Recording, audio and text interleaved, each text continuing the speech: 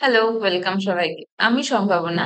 আর আজকে আমরা যেটা করব সেটা হচ্ছে আমরা আমাদের এমসিকিউ সিরিজ, যেটা আমি তোমাদেরকে বলেছিলাম, সেই এমসিকিউ সিরিজ আজকে আমরা স্টার্ট করছি রাসায়নিক বন্ধন ও আণবিক গঠন চ্যাপ্টারটা।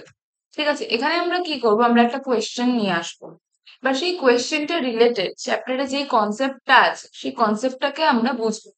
বুঝে নিয়ে আমরা সেই কোয়েশ্চেনটার আনসার করার ট্রাই করব। তাহলে কি হবে, আমাদের কনসেপ্টটা বোঝা হয়ে যাবে, কোয়েশ্চেন প্র্যাকটিসও হয়ে যাবে, তো দুটো জিনিস আমাদের একবারেই হয়ে যাবে। ঠিক আছে, তাতে তোমাদের যেটা সুবিধা হবে এখান থেকে, যে তোমাদের আলাদা করে হচ্ছে একটা ভিডিও, তারপরে সেটার কোয়েশ্চেন প্র্যাকটিস, সেটা আলাদা আলাদা করে না হয়, জিনিসটা একবারে হয়ে গেলে তোমাদের পক্ষে বোঝাটা কোয়াইট ইজি হয়ে যায়। ঠিক আছে, তো তোমরা ভালো মতন করে খাতা পেন নিয়ে বসো। কোয়েশ্চেন গুলো আসবে, সেই কোয়েশ্চেন গুলোকে তো আমরা একসাথে সলভ করার চেষ্টা করবো। যদি তোমাদের এখানে এই চ্যাপ্টারটা আগে পড়া হয়ে গিয়ে থাকে তাহলে তো ওয়েল অ্যান্ড গুড, তাহলে তো খুবই ভালো হবে। আর যদি নাও পড়া হয়ে গিয়ে থাকে তাহলেও কোনো অসুবিধার জায়গা নেই, তাহলে আমরা একসাথে চ্যাপ্টারটা আজকে করার চেষ্টা করব, বোঝার চেষ্টা করবো। ঠিক আছে, তাহলে তোমরা খাতাপত্র নিয়ে একদম খাতা পেন খুলে নিয়ে বসো। আমরা এক এক করে এবার কোয়েশ্চেন সলভ করবো। ওকে, আচ্ছা। তো স্টার্ট করার আগেই বলে রাখি, তোমরা আমাদের চ্যানেলটাকে সাবস্ক্রাইব করে রাখবে, এতে আমাদের যে কোনো ধরনের ভিডিও আপডেট নোটিফিকেশন তোমরা খুবই ইজিলি পেয়ে যাবে। ঠিক আছে, তো ফার্স্ট যে কোয়েশ্চেনটা আমাদের বলছে যে বাস্তবিক পক্ষে সিওর কোনো মেরুতা নেই, কারণ আচ্ছা, এর মধ্যে এই কোয়েশ্চেনটা তোমরা যদি ভালো করে দেখো, অপশনে তোমরা দুটো টার্ম দেখতে পারো। একটা হচ্ছে এটাকে বলে সিগমা, সিগমা ইলেকট্রন। আরেকটা আমরা দেখতে পাবো পাই ইলেকট্রন। তো সিগমা ইলেকট্রন আর পাই ইলেকট্রন এই দুটো কি, তাই না? এবার এটা দিয়ে আবার আমাদের বলছে যে বন্ডিং হচ্ছে, তাই না? সেই বন্ধন হচ্ছে, তা সেই বন্ধন সেটাতে আবার মেরুতা। তো এখন আমরা বোঝার চেষ্টা করব যে সিগমা ইলেকট্রন আর পাই ইলেকট্রন এই ব্যাপারটা কি হচ্ছে। আচ্ছা, তো আমাদের দুটো যখন কোনো মলিকিউল ধরো তারা কাছাকাছি আসছে, এসে নিয়ে একটা বন্ড গঠন করছে, তো সেই বন্ড যখন তারা গঠন করছে, সেই বন্ডটা বিভিন্ন টাইপের হতে পারে। তো সেই বন্ডটা কি টাইপের হবে সেটার উপরে নির্ভর করে আমাদের যে বন্ধন বা বন্ডিং, সেটা দুই টাইপের হয়। কি কি? একটা হচ্ছে সিগমা বন্ডিং, একটা হচ্ছে সিগমা বন্ধন, আর সেকেন্ডটা হচ্ছে পাই বন্ধন।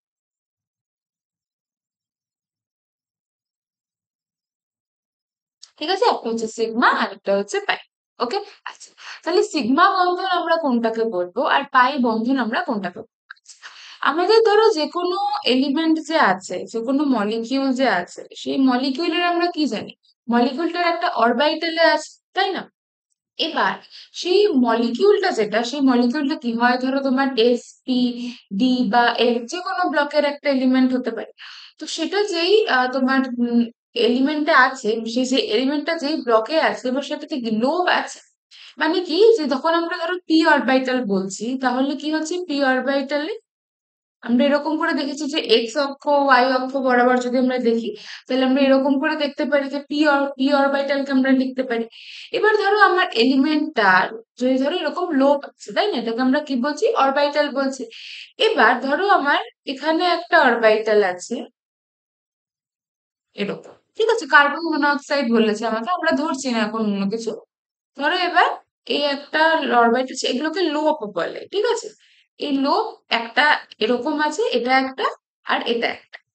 ঠিক আছে, এবার ধরো যখন আমরা কি জানি যে দুটো আমার যে মলিকিউল আছে সেগুলো কাছাকাছি আসলে কি হবে, তার অরবিটালের ওভারল্যাপ, মানে তার অরবিটাল গুলো একটা অন্যটার সাথে হচ্ছে, তোমার যখন একটা অন্যটার মধ্যে চলে যাবে, যখন ওদের দুজনের মধ্যে যে ডিস্টেন্সটা কমে আসবে, তখন কি হবে, ওদের মধ্যে একটা বন্ডিং হবে, তাই না? যেমন আমরা ধরো যখন ব্যাসার্ধ পড়ছিলাম, আমরা কি বলেছিলাম যে এটা একটা পরমাণু, এটা একটা পরমাণু। এবার এখানে আমরা কি দেখতে পাচ্ছি, এদের মাঝখানে কি একটা ওভারল্যাপ হয়েছে। ওভারল্যাপ হওয়ার জন্য কি হচ্ছে এখানে, এটা একটা তোমার বন্ধন গঠন করছে। এবার সেম, ধরো যখন আমরা সেই সেই বন্ধনটাকে পরমাণুর মতো করে না বুঝি, যদি আমরা অরবিটালের মতো করে বুঝি, এবার ধরো এই পরমাণু দুটো যখন এদের অরবিটাল গুলো নিজেদের কাছাকাছি আসছে, এবার এদের যে লোব গুলো, এই লোব গুলো যখন হচ্ছে সামনাসামনি থেকে, যখন সামনাসামনি এসে এই লোব গুলোর হচ্ছে, সরি, এই লোকগুলো যখন সামনাসামনি ওভারল্যাপ হচ্ছে তখন কি হচ্ছে যে দেখো, এটা যখন সামনাসামনি ওভারল্যাপ হবে তখন মানে এইটার পরের স্টেপটা কি হবে তাহলে?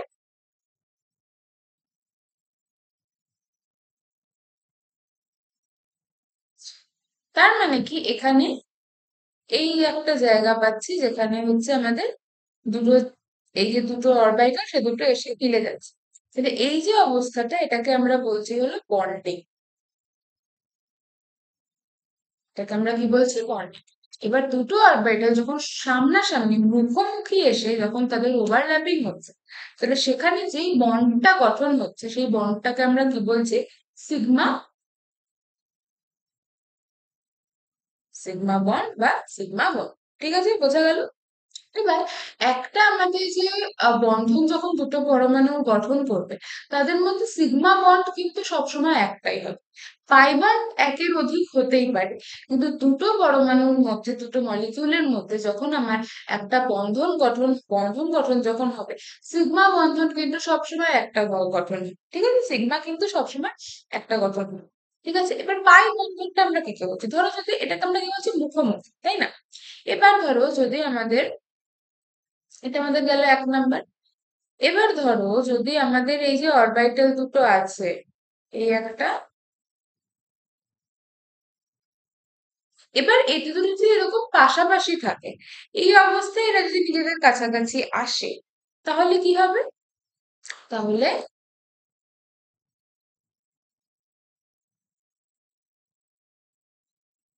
এইবার দেখো, এইখানে মাঝখানের এই যে অংশটা আর এই যে অংশটা, এ দুটো কি হচ্ছে? ওভারল্যাপ হচ্ছে। মানে কি, এটা পাশাপাশি ওভারল্যাপ হচ্ছে। তো পাশাপাশি ওভারল্যাপ হলে আমাদের কি হয়? পাশাপাশি ওভারল্যাপ হলে আমাদের পাই বন্ধন গঠন। পাশাপাশি ওভারল্যাপ হলে আমাদের কি হয়? পাই বন্ধন গঠন হয়। আর মুখোমুখি ওভারল্যাপ হলে কি হয়? সিগমা বন্ড গঠন হয়। সিগমা বন্ধন আমরা কি বললাম? দুটো মলিকিউলের মধ্যে একটাই সিগমা বন্ড হতে পারে, কিন্তু দুটো মলিকিউলের মধ্যে একের অধিক পাই বন্ড কিন্তু থাকতে পারে। ঠিক আছে, বোঝা গেল? ওকে। এবার এক দুটো যদি আমাদের মলিকিউল থাকে তাদের মধ্যে যদি একাধিক পাই বন্ড গঠন হতে পারে, তার মানে কি সেই দুটো মলিকিউলের মধ্যে তোমার অনেক বেশি বন্ড গঠন হবে, তাই না?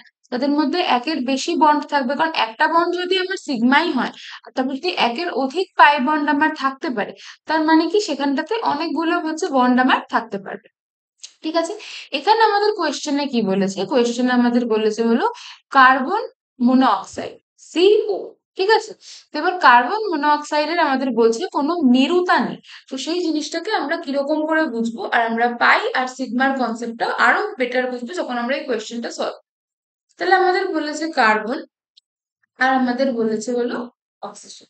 ঠিক আছে, এবার আমাদের কার্বনে কি আছে? 6টা ইলেকট্রন আছে, তাই না? কার্বনে 6টা ইলেকট্রন আছে, তার মানে কার্বনের যে ভ্যালেন্স শেল, কার্বনের ভ্যালেন্স শেলে আমার কি আছে? 4টে ইলেকট্রন আছে। তাহলে আমরা 4টে ইলেকট্রন লিখি, 1, 2, 3 আর 4। হুম, আচ্ছা। আর আমাদের যে অক্সিজেন আছে, অক্সিজেনে আমাদের কটা ইলেকট্রন আছে? অক্সিজেনে আমাদের আছে হলো 8টা ইলেকট্রন। আর তার মধ্যে থেকে তাহলে আমাদের ব্যালেন্স শেলে কটা ইলেকট্রন থাকছে? 6টা। চলো এই 6টা ইলেকট্রন আমরা এখানে রাখি, 1, 2, 3, 4, 5, 6 হলো। আচ্ছা, এবার আমরা কি বলেছি? সমযোজী বন্ধন যখন গঠন করবে তার মানে কি, যে একই ইলেকট্রন দুজনে মিলে ভাগ করে নেবে। ওর এখানে 4টে ইলেকট্রন আছে, ও 4টে ইলেকট্রন যদি ও আরো পায়, তাহলে ও হচ্ছে তোমার 8টা ইলেকট্রন হয়ে যাবে, ও স্টেবল হয়ে যাবে। ওর এখানে কি আছে? ওর 6টা ইলেকট্রন আছে, তো যদি দুটো ইলেকট্রন আরো পায়, ও তাহলে স্টেবল হয়ে যাবে, তাই না? তো এখন দেখা যাবে এরা কিরকম করে দেখো বন্ড গঠন করছে। আচ্ছা, এবার এই যে এই একটা ইলেকট্রনের একটা বন্ড, এই ইলেকট্রনের একটা বন্ড, আর এই ইলেকট্রনের একটা বন্ড, তাহলে এখানে কি হলো? 3টে বন্ড আমার গঠন করছে। এবার তাহলে আমার এই যে তোমার 6টা ইলেকট্রন, এই 6টা ইলেকট্রন কি হবে? আমার কার্বনটাও ভোগ করবে, আবার অক্সিজেনটাও ভোগ করবে। তাহলে এভাবে হচ্ছে আমার বন্ডিংটা হবে। তাহলে কার্বনে কটা ইলেকট্রন থাকবে? 1, 2, 3, 4, 5, 6 আর 7। 7টা। 8টা ইলেকট্রন হলে ফুলফিল হয়ে যেত, কিন্তু একটা ইলেকট্রন কম আছে, তার মানে এটার মাথায় কি হবে? পজিটিভ চার্জ হবে, তাই না? এবার অক্সিজেনে আমার কটা ইলেকট্রন হচ্ছে? 1, 2, 3, 4, 5, 6, 7, 8, 9। 8টা হলে ফুলফিল, ওর একটা ইলেকট্রন বেশি আছে, ইলেকট্রনের চার্জ কি? নেগেটিভ। এবার বলছে কোয়েশ্চেনটা যেটা, যেখানে পজিটিভ আর নেগেটিভ চার্জ তাহলে থাকা উচিত কার্বন আর অক্সিজেনের মাঝখানে। কিন্তু যেটা বলছে মানে মেরুতা মানে কি, যে যেমন ধরো পজিটিভ নেগেটিভ, এটা কি দুটো মেরু? সাউথ পোল নর্থ পোল, এটা কি দুটো মেরু? তাই না? এবার আমাদেরকে বলছে কি যে যদি মানে বাস্তবিক পক্ষে এদের কোনো মেরুতা থাকে না, এখানে আমরা দেখতে পাচ্ছি যে এখানে এটা একটা পজিটিভ চার্জ তৈরি হচ্ছে, এখানে একটা নেগেটিভ চার্জ তৈরি হচ্ছে, কিন্তু এখানে কোয়েশ্চেনটাতে বলছে যে এখানে এদের কোনো তোমার হচ্ছে মেরুদা নেই, মানে কোনো পজিটিভ বা নেগেটিভ হিসেবে এটা থাকছে না। তাহলে এখন আমাদেরকে এই চারটে যে আমাদেরকে কোয়েশ্চেনের মানে অপশন দিয়েছে, এখান থেকে আমাদেরকে বের করে বলতে হবে যে তাহলে কি কারণে এদের এই যে মেরুতাটা থাকে না, সেটা থাকে না। তো ফার্স্টে আমাদের কি বলছে যে কার্বন থেকে অক্সিজেনের দিকে যে সিগমা ইলেকট্রনের স্থানান্তর প্রায় সম্পূর্ণরূপে প্রশমিত হয় অক্সিজেন থেকে কার্বনের দিকে পাই ইলেকট্রনের স্থানান্তর দ্বারা। তারপরে কি বলছে, অক্সিজেন থেকে কার্বনের দিকে যে সিগমা ইলেকট্রনের স্থানান্তর প্রায় সম্পূর্ণরূপে প্রশমিত হয়ে কার্বন থেকে অক্সিজেনের দিকে পাই ইলেকট্রনের স্থানান্তর দেয়। তার মানে প্রথমে যেটা বলছে সেকেন্ডে ঠিক তার অপোজিট বলছে। তারপরে বলছে বন্ধনের দ্বিমেরু ভ্রামক কম হয়, দ্বিমেরু ভ্রামক কি হয় সেটা আমরা একটু পরেই বুঝবো। আর বলছে কার্বন ও অক্সিজেনের মধ্যে তিনটে বন্ড থাকে, আমরা দেখলাম কার্বন অক্সিজেনের মধ্যে তিনটে বন্ড আছে, কিন্তু সেই বন্ড তিনটে বন্ড থাকার জন্য এখানে কি মানে আগাচ্ছে বা পেছাচ্ছে কি আমরা, তাহলে আমি কি করে বলতে পারবো? আচ্ছা, এবার দেখো,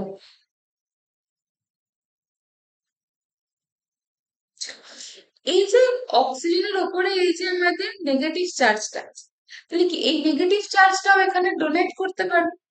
কার্বন আর অক্সিজেনের মাঝখানে এখানে তিনটে বন্ড হচ্ছে, তিনটে বন্ড হচ্ছে তার মানে কি একটা হচ্ছে সিগমা বন্ড আর দুটো হচ্ছে পাই বন্ড। মানে একটা ওভারল্যাপ কি হচ্ছে, মুখোমুখি ওভারল্যাপ হচ্ছে, আর দুটো ওভারল্যাপ কি হচ্ছে, সাইড ওয়াইজ ওভারল্যাপ হচ্ছে। তো সেই জন্য এখানে আমাদের তিনটে বন্ড গঠন হচ্ছে। এবার কার্বন থেকে অক্সিজেনের মধ্যে যে সিগমা বন্ডটা গঠন হচ্ছে, তার মানে এখান থেকে ইলেকট্রন যাচ্ছে, এই কার্বন থেকে ইলেকট্রন যাচ্ছে, অক্সিজেনের থেকেও ইলেকট্রন আসছে, এসে নিয়ে কি হচ্ছে একটা সিগমা বন্ড গঠন করছে। এবার যেহেতু কার্বনের হচ্ছে এখানে পজিটিভ চার্জটা বেশি, তোমার ওই জন্য তোমার যে আমাদের সিগমা বন্ডটা গঠন হবে সেটার দিক কি হবে কার্বন থেকে অক্সিজেনের। ঠিক আছে? এবার আমাদের ধরো যদি কোনো লোন পেয়ার বা কোনো নেগেটিভ চার্জ থাকে, সেটাকে আমরা কি বলবো, পাই ইলেকট্রন, যেটা এক্সট্রা, যেটা আমাদের লোন পেয়ার বা কোনো নেগেটিভ চার্জ, সেটাকে আমরা কি বলবো, পাই ইলেকট্রন। এটাকে আমরা কি বলবো, পাই ইলেকট্রন। ঠিক আছে, পাই ইলেকট্রন। এবার সিগমা বন্ড যেটা কার্বন থেকে অক্সিজেনের দিকে গঠন হচ্ছে, সেই যে সিগমা বন্ডটা গঠনের জন্য কি এখানে পজিটিভ নেগেটিভ চার্জ তৈরি হচ্ছে। এবার এখানে অক্সিজেনের এখানে যে আমার লোন পেয়ার আছে, অক্সিজেনের এখানে যে আমার পাই ইলেকট্রনটা আছে, সেই পাই ইলেকট্রনটা কি করবে, সেই পাই ইলেকট্রনটা এদিকে যেতে চাইবে।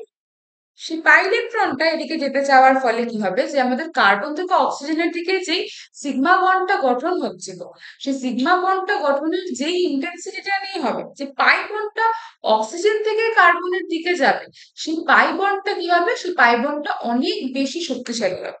সেই পাই বন্ডটা অনেক বেশি শক্তিশালী হবে, এত শক্তিশালী হবে যে ও অক্সিজেনের উপরে যে নেগেটিভ চার্জটা সেটাকে কমিয়ে আনবে, আর কার্বনের উপরে যে পজিটিভ চার্জটা তৈরি হচ্ছে সেই পজিটিভ চার্জটাকে মানে আমি বলতে চাইছি যে কার্বন অক্সিজেনের উপর যে নেগেটিভ চার্জ, নেগেটিভ চার্জটাকে কমাবে, আর অক্সিজেনের কার্বনের যে পজিটিভ চার্জটা সেটাকে নেগেটিভ দিয়ে প্রশমিত করে দেবে। যার জন্য কি হবে, আমাদের কার্বন আর অক্সিজেনের মাঝখানে কোনো তোমার মেরুতা দেখা যাবে না, মানে এটা কার্বন প্লাস অক্সিজেন মাইনাস হিসেবে থাকবে না, সিও হিসেবে অ্যাজ এ নিউট্রাল আয়ন। ঠিক আছে? তাহলে আমি যেটা বললাম, তাহলে দেখি আমাদের কোন অপশনের সাথে এটা মিলছে। ফার্স্টের অপশনটা কি বলেছে, কার্বন অক্সিজেনের দিকে যে সিগমা ইলেকট্রনের স্থানান্তর হয়, মানে কার্বন থেকে অক্সিজেনের দিকে যে সিগমা ইলেকট্রনটার যে স্থানান্তর হচ্ছে, সেটা কি হবে, যে অক্সিজেন থেকে কার্বনের দিকে যে পাই ইলেকট্রনের স্থানান্তর হয়, তার দ্বারা সম্পূর্ণরূপে প্রশমিত হয়ে যায়। মানে এই যে এখানে নেগেটিভ চার্জটা আছে, সেটার জন্য এটা যে কার্বনের দিকে এটা যে পাই ইলেকট্রনটা যাচ্ছে, সেটার জন্য কি হচ্ছে, এই ইলেকট্রনটা সিগমা ইলেকট্রনটাকে সম্পূর্ণরূপে প্রশমিত করে দিচ্ছে। তাহলে সেই জন্য আমাদের যে কার্বন মনোঅক্সাইডটা, তার কোনো মেরুতা আমরা দেখতে পাচ্ছি না। তাহলে এখানে আমাদের ঠিক উত্তর কোনটা হবে, অপশন এ। বোঝা গেল কথাটা? নেক্সট, নেক্সট আমাদের বলছে H3PO3 অণুতে আম্লিক প্রোটনের সংখ্যা কত। H3PO3 আমাদের পি যেটা আছে ফসফরাস, ফসফরাসের ভ্যালেন্স শেলে আমরা যখন বের করব কোনো একটা পরমাণু, যখন আমরা মানে ধরো কোনো একটা মলিকিউল, এই যে H3PO যেটা, এটা তো একটা তোমার এটা তো একটা মলিকিউল, তাই না? এটা তো একটা তোমার একসাথে ওরা হাইড্রোজেন, ফসফরাস আর অক্সিজেন ওরা নিজেদের একসাথে এসেছে, এসে ওরা হচ্ছে একটা কম্পাউন্ড তৈরি করেছে যেটা H3PO3। এবার আমাদেরকে যেটা বলছে যে H3PO3 তে আমাদের আম্লিক প্রোটনের সংখ্যা কত। তাহলে H3PO3 অণুতে আম্লিক প্রোটনের সংখ্যা বের করতে গেলে ফার্স্টেই আমাদেরকে যেটা করতে হবে সেটা হচ্ছে আমাদের H3PO3 গঠনটাকে বের করতে হবে, যে H3PO3 গঠনটা আমাদের কিরকম হচ্ছে। ঠিক আছে, আচ্ছা। এবার আমাদের যে ফসফরাস আছে, ফসফরাসের ভ্যালেন্স শেলে কটা ইলেকট্রন থাকে? ফসফরাসের ভ্যালেন্স শেলে 5টা ইলেকট্রন থাকে। হাইড্রোজেনের থাকে হচ্ছে একটাই। আর অক্সিজেনের আমরা কি জানি কটা থাকে? 6টা। ঠিক আছে, তো এবার এখানে আমাদের কি আছে দেখো, একটা ফসফরাস আছে H3PO3, একটা ফসফরাস আছে, 3টে আমার অক্সিজেন আছে, আর 3টে হচ্ছে আমার হাইড্রোজেন আছে।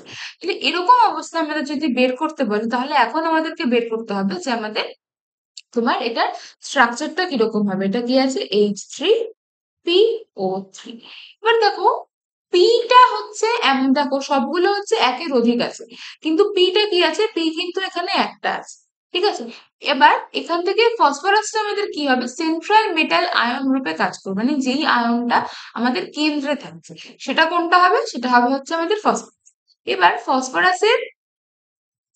ফসফরাসের আমাদের ভ্যালেন্সিয়ালি ইলেকট্রন আছে হলো 5টা। ঠিক আছে, এবারে H3PO4 আছে না 3 আছে? H3PO3 আছে, সরি, H3PO3 আছে। ঠিক আছে, এবার এখানে আমাদের ফসফরাস আছে হচ্ছে একটা, আর এখানে আমাদের 3টে হাইড্রোজেন আছে, 3টে অক্সিজেন আছে। মানে এখানে আমরা কি করবো, যেটা সেন্ট্রাল মেটাল আয়ন, তার আমরা ভ্যালেন্স শিলের যতগুলো ইলেকট্রন আছে সেটা নেব, আর তার সাথে কতগুলো এলিমেন্ট যুক্ত হয়ে থাকতে পারে সেটা নেব, নিয়ে সেটাকে আমরা কি করব, 2 দিয়ে ভাগ করে দেবো। এবার এখানে দেখো কি হচ্ছে, এটা 11 হচ্ছে, 11/2। তার মানে কি, এটা কোনো একটা কিন্তু পূর্ণ সংখ্যা আমাদের আসছে।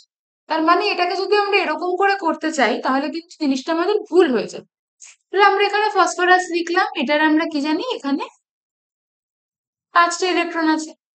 এবার আমরা যদি এখানে ধরো হাইড্রোজেন, হাইড্রোজেন, হাইড্রোজেন করি, আর এখানে আমরা অক্সিজেন, অক্সিজেন, অক্সিজেন করি, তাহলে আমাদের কি হবে দেখো, 1 2 3 4 5 6, 6টা অণু হয়ে যাচ্ছে, কিন্তু আমাদের ফসফরাসের ভ্যালেন্স শেলে ইলেকট্রন কটা হচ্ছে? 5টা। তাহলে এরকম করে যদি আমরা করি তাহলে কিন্তু এভাবে করে আমাদের যেটা পরমাণুটা, সেটা যেটা অণুটা কিন্তু আমাদের গঠন হতে পারবে না, মলিকিউলটা কিন্তু এরকম করে আমাদের গঠন হতে পারবে না। তাহলে এরকম করে যদি আমাদের অণুটা গঠন হতে না পারে, তাহলে আমাদের অণুটা কিরকম করে গঠন হয়, তাই না? তাহলে যদি আমরা বলি যে এভাবে গঠন হচ্ছে না, তাহলে কি করে গঠন হচ্ছে আমাদের সেটাকেও দেখতে হবে। আচ্ছা, এবার আমাদের দেখো কি বলছে, যে ফসফরাসে কি আছে? 5টা, 5টা ভ্যালেন্স ইলেকট্রন আছে। অক্সিজেনটা আমাদের কি হচ্ছে? অক্সিজেনটা হচ্ছে আমাদের হাইড্রোজেনের সাথে কি রূপে আছে? আমাদের হাইড্রোজেন আর অক্সিজেনটা একসাথে কি আছে? OH রূপে আছে। কি রূপে আছে? OH রূপে। আচ্ছা, তাহলে এই OH যে, এবার এই OH এর মধ্যে কি আছে তোমার?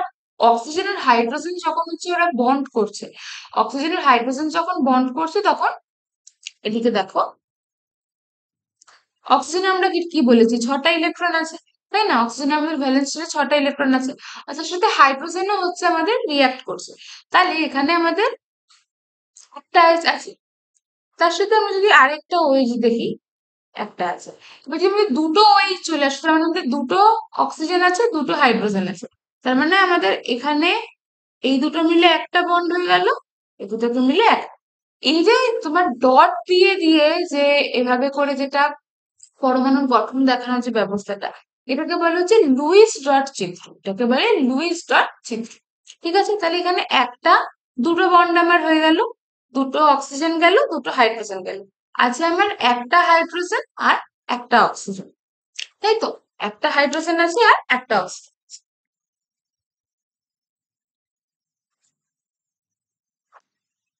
এবার দেখা যায় কি, যে এর পরটা, তাহলে এর পরেরটা কিন্তু OH হিসেবে যুক্ত হয় না। এর পরেরটাতে আমরা কি দেখতে পারি? একটা হাইড্রোজেন এমনি নিজের থেকে যুক্ত, আর কি একটা অক্সিজেন যুক্ত হয়। অক্সিজেনের ভ্যালেন্স শেলে আমরা কটা ইলেকট্রন আছে জানি? 6টা, 1 2 3 4 5। এবার ফসফরাসের আমাদের 5টা ইলেকট্রন হচ্ছে তোমার ভ্যালেন্স শেলে ছিল, একটা হাইড্রোজেনের সাথে বন্ড করলো, আর এই একটা OH এর সাথে এই একটা OH এর সাথে, তাহলে আরো দুটো আমাদের আছে। এবার এই যে দুটো ইলেকট্রন আছে, এটার একটা এই অক্সিজেনের সাথে বন্ড করবে, আরেকটাও এই অক্সিজেনের একটা লোন পেয়ারের সাথে, মানে একটা ইলেকট্রনের সাথে বন্ড করবে। করে নিয়ে এটাকে আমি মুছে দিচ্ছি।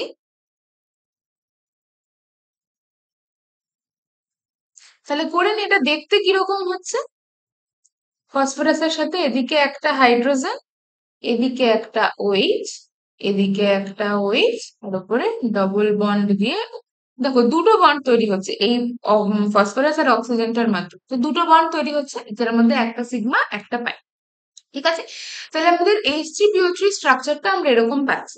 এবার আমাদেরকে বলেছে যে এখানে আম্লিক প্রোটন কতগুলো আছে। আচ্ছা, আম্লিক প্রোটন আমরা কোনটাকে বলবো? ধরো যদি কোনো আমার হাইড্রোজেন থাকে বা কোনো একটা প্রোটন, প্রোটনের মতন যেটা আচরণ করবে, সেটা আমাদের যদি কোনো একটা ইলেকট্রোনেগেটিভ এলিমেন্টের সাথে যুক্ত থাকে, ইলেকট্রোনেগেটিভ এলিমেন্ট মানে তড়িৎ ঋণাত্মক কোনো একটা মৌলের সাথে যখন সেটা যুক্ত থাকে, তখন কি হবে, আমাদের এলিমেন্টটা যেহেতু নিজেই তড়িৎ ঋণাত্মক, তো ও কি করবে, ওর ইলেকট্রনের খিদে আছে, ও ইলেকট্রন চায়, তাহলে ওর সাথে যে এলিমেন্টটা যুক্ত আছে তার থেকেও কি করবে, তার ইলেকট্রনটাকেও নিজের দিকে টেনে আনবে।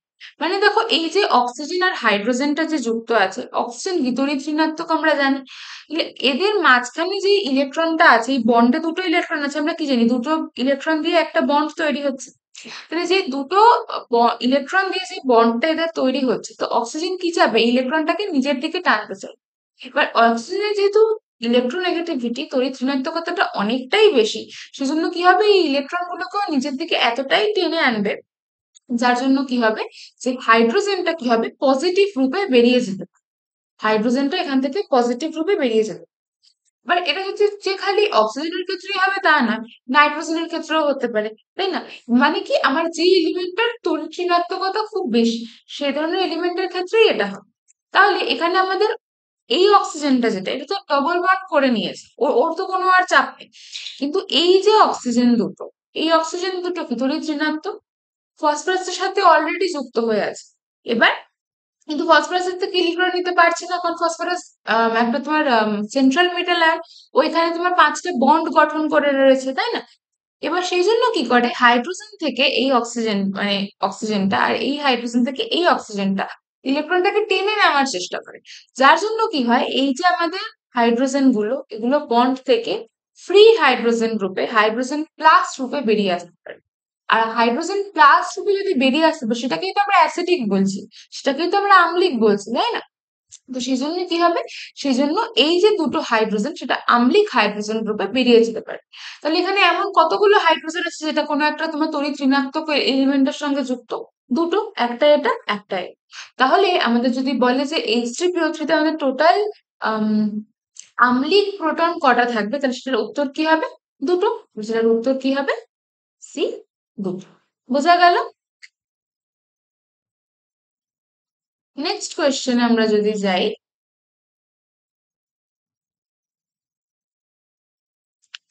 আচ্ছা, বলেছে নিম্নে প্রদত্ত ইলেকট্রন ডট গঠনে বাম দিক থেকে ডান দিকে নাইট্রোজেন পরমাণুর কার্যকরী আধান গণনা করো। আচ্ছা, কার্যকরী আধান বা ফর্মাল চার্জ কোনো একটা এলিমেন্টের, কোনো একটা মলিকিউলের নির্ণয় করাটা হচ্ছে তোমাদের খুব ইম্পর্টেন্ট। ঠিক আছে, তো কার্যকরী আধান মানে তোমার টোটাল, মানে মোট আধান সেই মানে মলিকিউলের উপরে কতটা আছে, সেটাকে বের করার জন্য আমাদেরকে যেটা করতে হয়, সেটা হচ্ছে আমাদেরকে ফর্মাল চার্জ বা কার্যকরী আধান বের করার একটা ফর্মুলা আছে। কিসের ফর্মুলা আছে, কার্যকরী আধান নির্ণয়।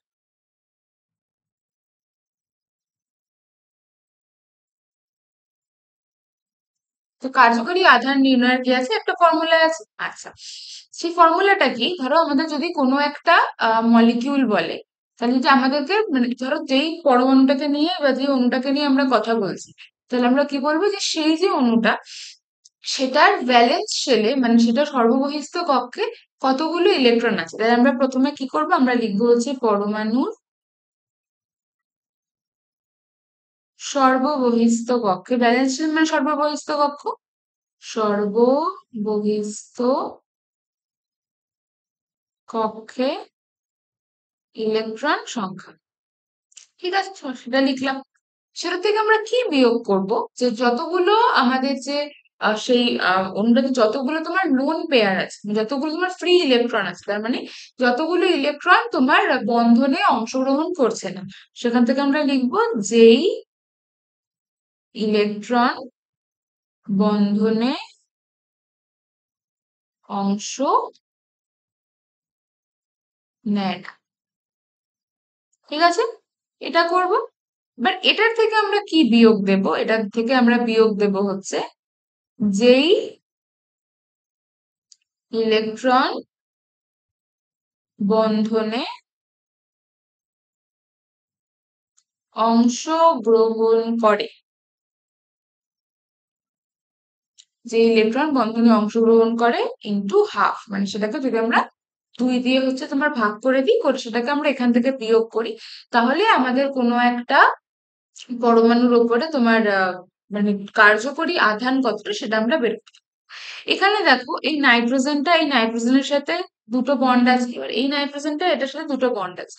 এবার এখানে কি হচ্ছে, দুটো ইলেকট্রন মানে দুটো লোন, মানে লোন পেয়ার আমরা কখন বলবো? দুটো মানে পেয়ার আমরা কি বলি? জোড়া।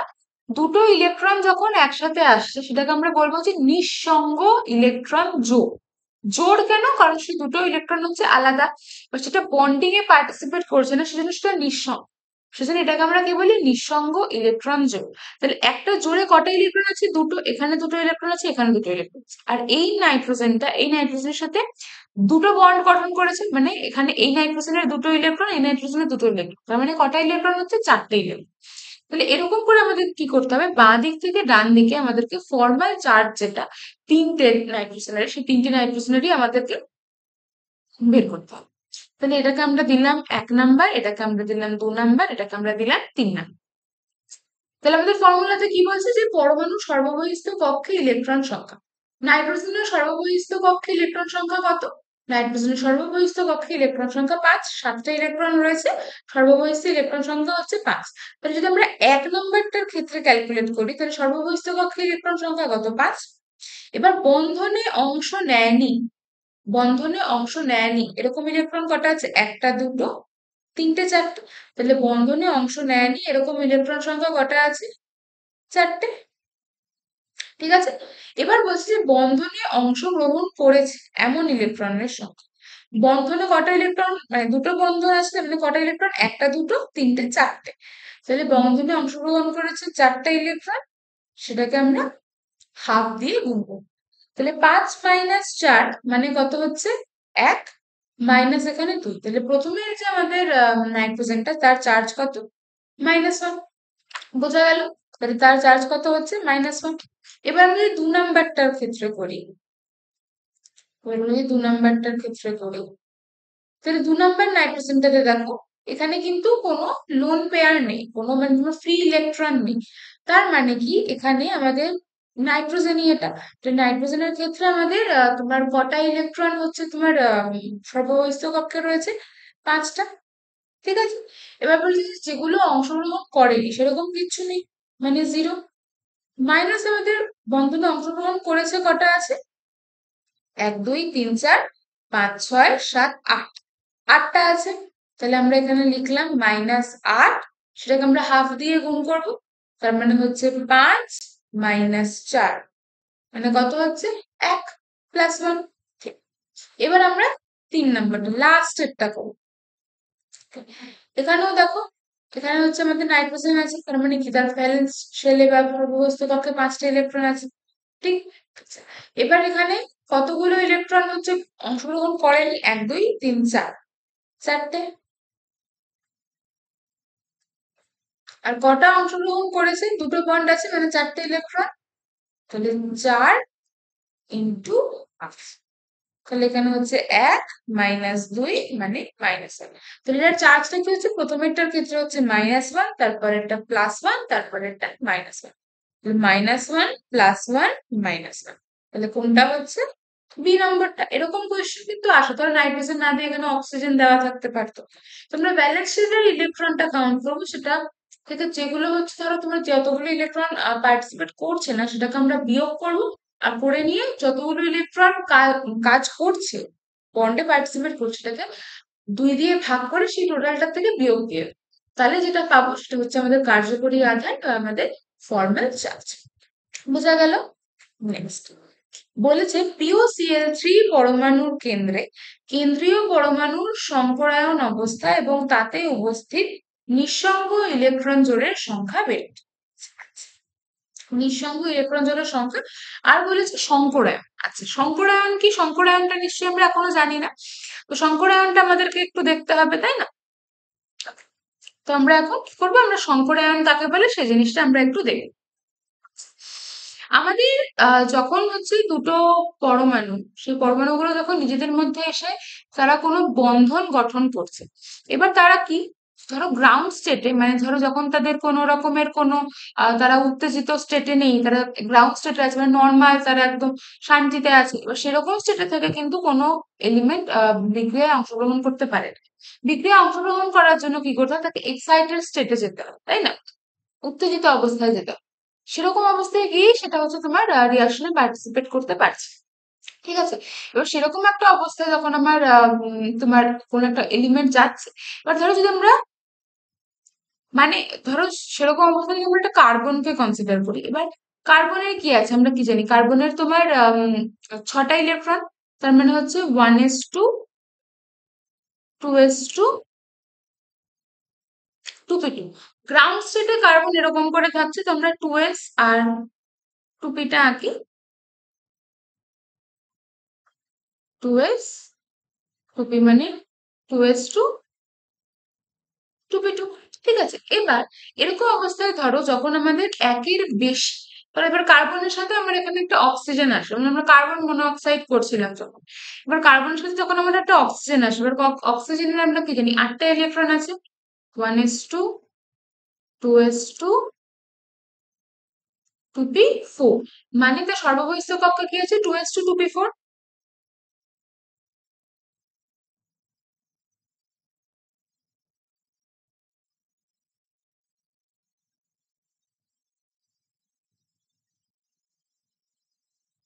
Two two four.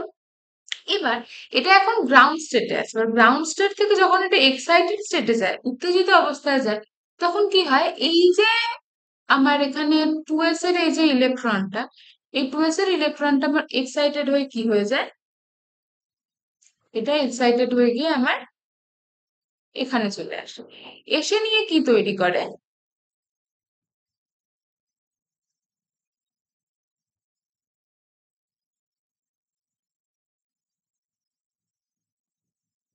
ঠিক আছে? এসে নিয়ে এটা কি তৈরি করে? এখানটা বোধহয় উল্টো হয়ে গেছে। এসে নিয়ে কি এটা এরকম একটা গঠন তৈরি করেছে। ঠিক আছে? এবার এরকম অবস্থা যখন এই যে আমার 2s টা, এই 2s এর ইলেকট্রনটাও কি হচ্ছে? এখান থেকে এখানে এসে স্থানান্তর হচ্ছে, হয়ে নিয়ে ও কি তৈরি করছে?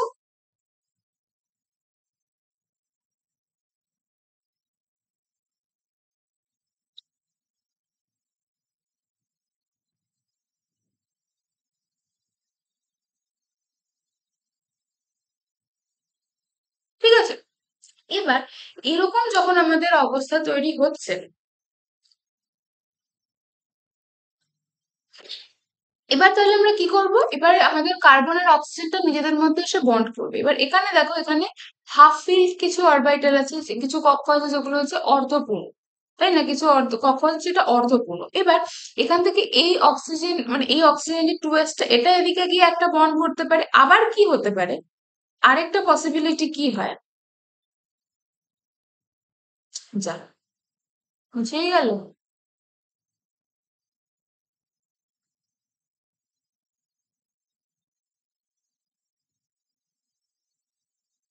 আরেকটা পসিবিলিটি কি হয়? এই যে ইলেকট্রনটা, এই ইলেকট্রনটা এখানে চলে আসে, এসে নিয়ে এটা কি তৈরি করে?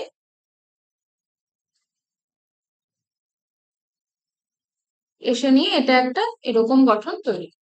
তার মানে যখন আমাদের ইলেকট্রন গুলো, ধরো মানে যখন আমাদের এলিমেন্ট গুলো বিক্রিয়া করবে, যখন পরমাণুগুলো বিক্রিয়া করবে, তখন ওরা যখন এক্সাইটেড স্টেটে যায়, তখন ওদের যে তোমার ইলেকট্রন বিন্যাসটা কিছুটা হলে চেঞ্জ হয়েছে। ঠিক আছে? এবার সেই চেঞ্জ হয়ে যাওয়ার পরে দেখো কিছু আমার অর্ধপূর্ণ কক্ষক তৈরি হবে, আর কিছু হচ্ছে সম্পূর্ণরূপে ফাঁকা কক্ষক তৈরি হবে। এবার এই যে অর্ধপূর্ণ আর সম্পূর্ণরূপে ফাঁকা এই যে আমার কক্ষগুলো, এই কক্ষগুলো যে তোমার কার্বনের এই যে তোমার চারটে কক্ষ, একটা এস, তিনটে হচ্ছে পি, তাই না? এবার এই চারটেই কি, চারটেই হচ্ছে অর্ধপূর্ণ অবস্থায় আছে। এবার যখন এই চারটে অর্ধপূর্ণ অবস্থায় থাকা কক্ষক একসাথে বিক্রিয়া করতে যাবে, বিক্রিয়া করতে গেলে মানে এই এই এস অরবিটালটার একটা আলাদা এনার্জি আছে, এটা পিএক্স পিওয়াই পিজেড, এদের একটা আলাদা এনার্জি আছে।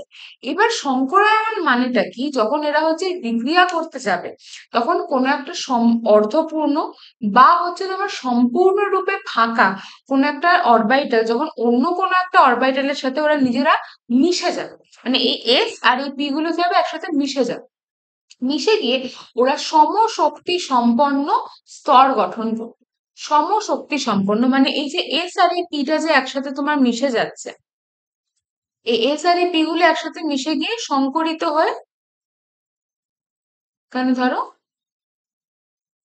চারটে তোমার স্তর গঠন হলো, এস আর তিনটে পি মিলে একটা এস, এক দুই তিন, তিনটে পি মিলে কি তৈরি করছে, এস পি থ্রি, মিলে কি তৈরি করছে, এস পি থ্রি। ঠিক আছে, মিলে এটা আমার কি হয়ে যাচ্ছে, এটা আমার হাইব্রিডাইজড অরবিটাল বা সংকরিত কক্ষ হয়ে যাচ্ছে। But যখন এরপরে বিক্রিয়াটা হবে তখন এই বিক্রিয়াটা কার্বন কি হিসেবে করবে, এসপি থ্রি, কারণ এই একটা এস আর এই তিনটে পি একসাথে মিলে গিয়ে কি করেছে, এসপি থ্রি করেছে। বোঝা গেল? তাহলে এই ধরনের জিনিসটা যখন আমাদের একটা মানে আহ এক সম্পূর্ণ বা অর্ধ একই সম্পূর্ণরূপে ফাঁকা বা অর্ধপূর্ণ আমাদের যে কক্ষগুলো সেগুলো যখন নিজেদের মধ্যে মিশে গিয়ে সমশক্তি সম্পন্ন কোনো স্তর গঠন করবে অনেকগুলো, যার দ্বারা হচ্ছে তখন তারা বিক্রিয়ায় অংশগ্রহণ করতে পারবে।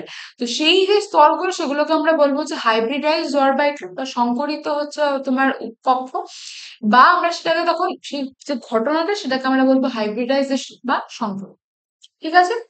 আচ্ছা, এবার আমাদেরকে যেটা জিজ্ঞেস করেছে যে আমাদের POCl3 যে অণুটার ক্ষেত্রে কেন্দ্রীয় পরমাণু কোনটা, পি, কেন্দ্রীয় পরমাণুর সংকরায়নের অবস্থাটা কি হবে এবং তাতে নিঃসঙ্গ ইলেকট্রন জোড় হচ্ছে আমাদের কটা হবে। তাহলে আমাদের কি জিজ্ঞেস করেছে যে আমাদের কেন্দ্রীয় যে অণুটা মানে যেটা ফসফরাসটা, সেই ফসফরাসটার আমাদের তাহলে কি বলছে, ফসফরাসটার আমাদের সংকরায়নের অবস্থা কি হবে, তাতে নিঃসঙ্গ ইলেকট্রন জোড়ের সংখ্যা আমাদের কত হবে। ওকে, তাহলে চলো আমরা বের করি। ফসফরাস আমরা কি জেনেছি, ফসফরাস আমরা জেনেছি ফসফরাসের ভ্যালেন্স শেলে পাঁচটা ইলেকট্রন আছে, এক দুই তিন চার পাঁচ। আর এখানে আমাদের কি আছে, POCl3, তার মানে আমাদের তিনটে ক্লোরিন আছে আর একটা অক্সিজেন আছে। এবার ক্লোরিনেরও আমরা কি জানি, তোমার ভ্যালেন্স শেলে একটা ইলেকট্রনের ঘাটতি থাকে, তাই না? তাহলে মানে ওটারও তোমার যোজ্যতা এক। এবার আমাদের তিনটে ক্লোরিন আছে, এই একটা ক্লোরিন, একটা ক্লোরিন, একটা ক্লোরিন, আর কি আছে, একটা অক্সিজেন, যার যার বাইরের কক্ষে ছটা ইলেকট্রন আছে, তাই না?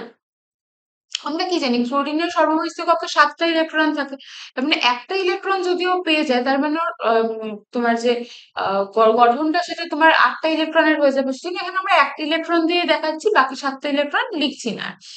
এবার এখানে ফসফরাসের, এখানে অক্সিজেনের আমার কি আছে, ছটা ইলেকট্রন আছে, লিখলাম ছটা। এবার এই ফসফরাস আর এই ক্লোরিন এটা নিয়ে একটা গঠন করলো, এটা নিয়ে একটা গঠন করলো, এটা নিয়ে একটা গঠন করলো, তিনটা হয়ে গেল। এই অক্সিজেন আর এই ফসফরাসটার এখানে একটা, এখানে, তার মানে এটার গঠনটা কি হচ্ছে, এটা হচ্ছে ফসফরাসের সাথে ডবল বন্ড দিয়ে একটা অক্সিজেন, সিএল সিএল, তাহলে এরকম করে হচ্ছে আমাদের বন্ধনটা গঠন হচ্ছে, আমাদের POCl3 বলেছিল, তো POCl3 আমাদের গঠন হয়ে গেছে। এবার আমরা কি জানি যে যখন হচ্ছে আমাদের বন্ধনটা গঠন হচ্ছে তখন মানে এখানে আমাদের যেটা ফসফরাসের যে তোমার কক্ষকগুলো সেখানে অর্ধপূর্ণ পরিপূর্ণ যেই তোমার ইলেকট্রন গুলো ছিল, সেই ইলেকট্রন গুলো কি আছে, যখন আমাদের যেই ইলেকট্রন গুলো হচ্ছে সম্পূর্ণ বা অর্ধপূর্ণ অবস্থায় রয়েছে, সম্পূর্ণরূপে ফাঁকা রয়েছে বা অর্ধপূর্ণ রয়েছে, এরকম ইলেকট্রন গুলো হচ্ছে কি করছে, ওরা নিজেদের মধ্যে মিশে গিয়ে এই কক্ষগুলো নিজেদের মধ্যে মিশে যাচ্ছে, মিশে গিয়ে ওরা সংকরিত অবস্থায় এমন উপকক্ষ তৈরি করছে যেগুলোর হচ্ছে তোমার সেটা সেম, তাদের এনার্জিটা হচ্ছে তোমার সেম হচ্ছে, তাহলে কথাটা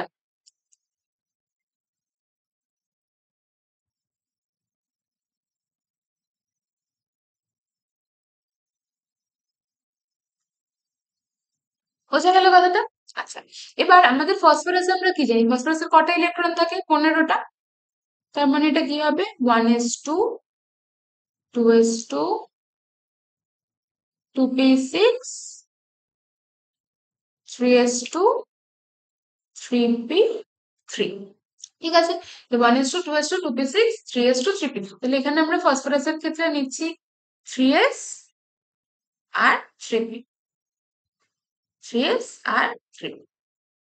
3s এ কি আছে? দুটো ইলেকট্রন, আর 3p তে কি আছে? একটা একটা। এবার কি হয় যে এই যখন এটা এক্সাইটেড অবস্থায় আসছে, তাহলে এই তিনটে এখানে আমার ফাঁকা অবস্থায় আছে। এবার এটা কি আছে? গ্রাউন্ড স্টেটে। এটা কি আছে? গ্রাউন্ড স্টেটে। এবার এটা যখন গ্রাউন্ড স্টেট থেকে এক্সাইটেড স্টেটে যাচ্ছে, তখন কি হচ্ছে? এটার যে এই ইলেকট্রনটা রয়েছে, এই ইলেকট্রনটা কি হচ্ছে? এখান থেকে স্থানান্তর করতে পারছে, তাই না? স্থানান্তর করতে পারছে। করে নিয়ে আমার এস ব্লক, এস এর যে কক্ষকটা, এস এর কক্ষকটাও যখন যেমন আমার খালি হয়ে যাচ্ছে, মানে অর্ধপূর্ণ হচ্ছে, পি এর অরবিটাল আমরা ফাঁকা হয়ে যাচ্ছে, তাই না? এবার আমরা কি জানি? আমরা কি জেনেছি? যখন হচ্ছে আমাদের অর্ধপূর্ণ বা সম্পূর্ণরূপে ফাঁকা কক্ষক থাকে, তখন তারা নিজেদের মধ্যে বিক্রিয়া করে নিয়ে তোমার স্তর গঠন করতে পারবে, যেই স্তরগুলোর কি হবে? শক্তিটা সমান। ঠিক আছে? এই স্তরগুলোর কি হবে? শক্তিটা সমান হবে। এবার একটা বন্ড যদি হয়, তার জন্য যে যা শক্তি হবে, দুটো বন্ড হলে কি হবে? শক্তিটা তখন তার মধ্যে একটা তারতম্য দেখা যাবে। এবার এই যে তোমার ফসফরাস, এটার সাথে ক্লোরিনের একটা সিগমা বন্ড হচ্ছে। তার মানে এখান থেকে আমরা কি পাচ্ছি? আমরা চারটে বন্ড পাচ্ছি, চারটে বন্ড পাচ্ছি। এই চারটে বন্ড আমাদের কি তৈরি হচ্ছে? এই যে একটা, একটা এস, আচ্ছা কি তৈরি হচ্ছে? একটা এস আর তিনটে পি, মানে এটা sp3। একটা এস, তিনটে পি, sp3, sp3। ঠিক আছে? এবার এর মধ্যে কি হচ্ছে? তাহলে আমাদের এর মধ্যে এখন ইলেকট্রন গুলো এসে বসবে। এবার এখানে ফসফরাসের একটা ইলেকট্রন ছিল, আর আমার ক্লোরিনের একটা ইলেকট্রন। ফসফরাসের একটা ইলেকট্রন, ক্লোরিনের একটা। ফসফরাসের একটা ইলেকট্রন, ক্লোরিনের একটা। আর এখানে আমার অক্সিজেনের সাথে যে ইলেকট্রনটা তৈরি হচ্ছে, অক্সিজেনের দুটো ইলেকট্রন, আর আমার ফসফরাসের দুটো ইলেকট্রন মিলে সেটা একটা বন্ধন গঠন করছে। কিন্তু এখানে দেখো, আমরা কি বলেছি? দুটো বন্ধন যখন গঠন হবে, তার মধ্যে একটা হবে হচ্ছে আমার সিগমা বন্ড, আর একটা হবে পাই বন্ড। তাহলে এখান থেকে আমরা কি সিগমা বন্ডটার জন্য কাউন্ট করবো খালি। ঠিক আছে? তাহলে কি হলো? একটার জন্য এস, এক, দুই, তিন, তিনটে পি। তার মানে আমার যে ফসফরাসের যে অণুটা, সেই ফসফরাসের অণুটার আমার হাইব্রিডাইজেশন কত হচ্ছে? sp3। আর এটার মধ্যে কি কোনো ধরনের কোনো নিঃসঙ্গ ইলেকট্রন জোড় আমরা দেখতে পাচ্ছি? পাচ্ছি না। তো এটা নিঃসঙ্গ ইলেকট্রন জোড় কি নেই, তার মানে লোন পেয়ার, জিরো। বোঝা গেল? এবার আমরা দেখি আমাদের কোয়েশ্চেনটাতে কি বলেছিল, যে নিঃসঙ্গ ইলেকট্রন জোড়ের সংখ্যা আর সংকরায়ন আমরা কি দেখলাম? sp3 আর জিরো। তাহলে এটাই আমাদের আনসার। নেক্সট বলেছে একটি অণুর কেন্দ্রীয় পরমাণুর সংকরায়ন যদি sp3d2 হয়, তাহলে যে মানে যে আকারটা তৈরি হবে, সেই আকারটাকে আমরা কি বলবো? এবার আকার, পরমাণুর যখন গঠন তৈরি হয়, সেই পরমাণুর গঠনে ইলেকট্রনের এই বিন্যাসগুলো কিরকম করে সেগুলো হচ্ছে নিজেদের মধ্যে তোমার গঠন তৈরি করছে, তার উপরে ডিপেন্ড করে আমাদের যে পরমাণুগুলো রয়েছে, তাদের যে তোমার তাদের মধ্যে যেরকম রাসায়নিক বন্ধন হচ্ছে, তার উপরে নির্ভর করে আমাদের যে অণুর যে গঠনটা, সেই অণুর গঠনটা হচ্ছে নির্ভর করে। আর এই যে অণুর গঠন, এই অণুর গঠনটা বিভিন্ন ধরনের হতে পারে। ঠিক আছে? যেমন তোমার ধরো সরল রৈখিক হতে পারে। ধরো এখানে এটা আমার একটা মলিকিউল আছে, এদিকে একটা অণু, এদিকে একটা অণু। এরকম হতে পারে। এটাকে আমরা কি বলবো? সরল রৈখিক। ঠিক আছে? তারপরে যেমন ধরো আমাদের যেটাকে আমরা বলি স্কোয়ার প্ল্যানার। স্কোয়ার প্ল্যানারকে আমরা বাংলায় বলি হচ্ছে সমতলীয় বর্গাকৃতি। বাংলা টার্ম গুলো একটুখানি তোমার মানে মিস হয়ে যেতে পারে। এবার ধরো এখানে বর্গাকৃতির মতো, মাঝখানে এখানে যে সেন্ট্রাল মেটাল আয়নটা আছে সেটা আছে, আর এদিকে চারদিকে চারটে এলিমেন্ট হচ্ছে আমাদের আছে। ঠিক আছে? তাহলে এরকম করে যে গঠনটা তৈরি হচ্ছে, সেটাকে আমরা কি বলছি? সেটাকে আমরা বলছি হলো সমতলীয় বর্গাকৃতি, রাইট? আচ্ছা, তারপরে যেমন আমাদের হতে পারে হচ্ছে ধরো পিরামিডীয়, যেমন ধরো মাঝখানে একটা এলিমেন্ট আছে, এদিকে একটা মানে এটা সেন্ট্রাল মেটাল আয়নটা আমাদের সেন্ট্রাল মেটাল আয়ন, এদিকে তিনটে, এটাকে আমরা বলবো যে পিরামিডীয়। এবার পিরামিডের কারণে পিরামিডের মতন দেখতে লাগে। এবার পিরামিড স্ট্রাকচারটা কি হয়, এটা একটা তোমার মানে টেট্রাহেড্রাল বলে একটা স্ট্রাকচার হয়, সেটাকে আমরা বলি হচ্ছে এরকম চতুস্তলকী। মানে মাঝখানে হচ্ছে এটা আমাদের তোমার সেন্ট্রাল মেটাল আয়নটা, আর তার সাথে তোমার চারদিকে চারটে এলিমেন্ট, এটাকে আমরা বলি যে টেট্রাহেড্রাল বা চতুস্তলকী। ঠিক আছে, এরকম করে যেমন ধরো অষ্টতলকীয় হতে পারে। যেমন ধরো এই মাঝখানে আমাদের এটা হচ্ছে সেন্ট্রাল মেটাল আয়ন, এই চার কোনায় আমাদের চারটে এটার সাথে যুক্ত যেই পরমাণুগুলো আছে, সেটা একটা পরমাণু উপরে নিচে করে এরকম করে, যেটা এটাকে বলে হচ্ছে অষ্টতলকীয়, অক্টাহেড্রাল। ঠিক আছে, তারপরে হচ্ছে ট্রাইগোনাল বাইপিরামিডাল, তার মানে কি মাঝখানে ধরো এখানে একটা এলিমেন্ট আছে, এবার এটাকে কেন্দ্র করে ত্রিভুজের মতন হয়, এখানে একটা, এখানে একটা, এখানে একটা, একটা, দুটো, এটাকে আমরা কি বলি, এটাকে আমরা বলেছি ট্রাইগোনাল বাইপিরামিডাল। এরকম করে বিভিন্ন ধরনের এটা হচ্ছে বেসিক গুলো আর কি। এটার সাথে করে যখন ধরো কটা এলিমেন্ট থাকবে, কটা, সেটা এটা একটা বিরাট চ্যাপ্টার। এটা আমি ট্রাই করবো নেক্সট যেভাবে হচ্ছে আমরা তোমার অনুপর মানে এমসিকিউ করব এই চ্যাপ্টারের উপরে, তখন এই জিনিসটাকে আরো ডিটেলে আমরা বোঝানোর চেষ্টা করব। এবার তার মানে কি যে একটা পরমাণুর একটা যেটা সেন্ট্রাল মেটাল আয়ন, তার সাথে কতগুলো অণু পরমাণু হচ্ছে আমার যুক্ত হয়ে আছে। এখানে কটা আছে, দুটো। এবার একটা সেন্ট্রাল মেটাল আয়ন যতগুলো আয়নের সাথে হচ্ছে যুক্ত হয়ে থাকবে, সেটাকে বলে তার কোঅর্ডিনেশন নাম্বার। তার মানে এক্ষেত্রে কোঅর্ডিনেশন নাম্বার 2, এক্ষেত্রে কোঅর্ডিনেশন নাম্বার 4, এক্ষেত্রে 3, এক্ষেত্রে 4, এক্ষেত্রে 6, এক্ষেত্রে 5। এরকম করে এটা হচ্ছে তোমার ভ্যারি করতে থাকে। এবার এটার যে গঠনটা কিরকম করে হয়, এটা বলতে গেলে ধরো অনেকটাই লম্বা হয়ে যাবে, তোমাদের কোয়েশ্চেন অত কভার হবেও না। তো এরকম করে জিনিসগুলোকে হচ্ছে তোমার দেখানো যায়। তো আমরা নেক্সট যখন আমরা এমসিকিউ এর এই চ্যাপ্টারের উপরে আরেকটা ভিডিও করব, তখন সেখানটাতে আমরা জিনিসগুলোকে হচ্ছে তোমার ডিসকাস করে দেবো। ঠিক আছে? আচ্ছা, তো এরকম করে হচ্ছে এবার এই যে জিনিসগুলো, এগুলোকে আমরা কিরকম করে বের করতে পারি, যেরকম করে আমরা করলাম সেন্ট্রাল মেটাল আয়নের কতগুলো ইলেকট্রন থাকে, সেটা কতগুলোর সাথে যুক্ত হয়ে থাকে, তাই না? সেরকম করে করে জিনিসগুলোকে আমরা বের করতে পারি। এবার যখন এটা এই কোয়েশ্চেনটা আমরা সলভ করবো, তোমাদের কাছে জিনিসটা আরেকটু হলেও ক্লিয়ার। বলেছে যে একটি অণুর কেন্দ্রীয় পরমাণুর সংকরায়ন sp3 d2, দেখো sp3 অব্দি আমরা জানতাম, d2 তার মানে কি যে ডি অরবিটালটাও এখানে হচ্ছে তোমার সংকরায়নে অংশগ্রহণ করছে। তাহলে sp3d2 তৈরি হলে তার আকৃতিটা কেমন, sp3d2 যদি আমাদের হয়, তাহলে তার আকৃতিটা আমাদের কেমন।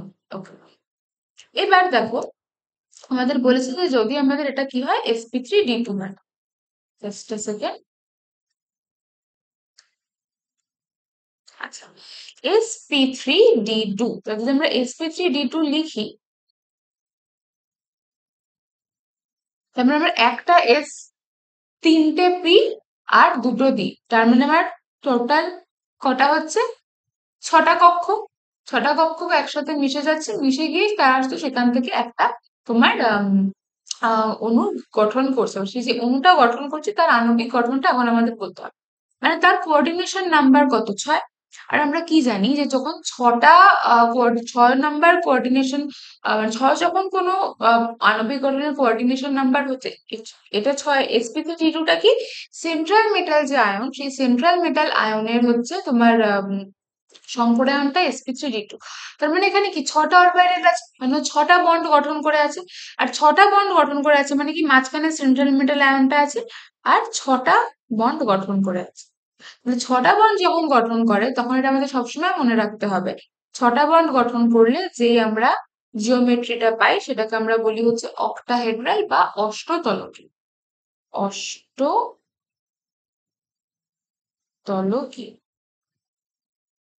সেটাকে আমরা বলি অক্টাহেড্রাল বা অষ্টতলকীয়। তাহলে এটার ক্ষেত্রে এটার যে গঠনটা হবে, সেটা হবে হচ্ছে এই যে অষ্টতলকীয় আকৃতি। সমতলীয় আকৃতি কোনটা হয়, এই যে এখানে সেন্ট্রাল মেটাল আয়ন, এদিকে একটা ত্রিকোণিক দ্বিপিরামিড। ত্রিকোণিক দ্বিপিরামিড কি, ট্রাইগোনাল বাইপিরামিডাল, মানে মাঝখানে একটা, এটাকে ত্রিভুজের মতো করে এখানে একটা, দুটো, তিনটে, ওপরে একটা নিচে একটা, মানে কি ত্রিভুজের মতো যেটা, এটা তোমার একটা প্লেনের মতো থাকে, মানে একটা একই তলে থাকে। আর এখানে দেখছো ওপরে নিচে, মানে ধরো এটা যদি একটা তল হয়, এখানে মাঝে আমার সেন্ট্রাল মিডল লাইনটা, এটা তিন দিকে তিনটে, একটা নিচে একটা, মানে এই ওপরে আর নিচের তলে কি হচ্ছে, এদের তোমার প্লেনটা আলাদা হবে, মানে তলটা আলাদা। আর চতুস্তলকীয় কি হয়, চতুস্তলকীয় হয় হচ্ছে আমাদের এই মাঝখানে সেন্ট্রাল মিডল লাইন,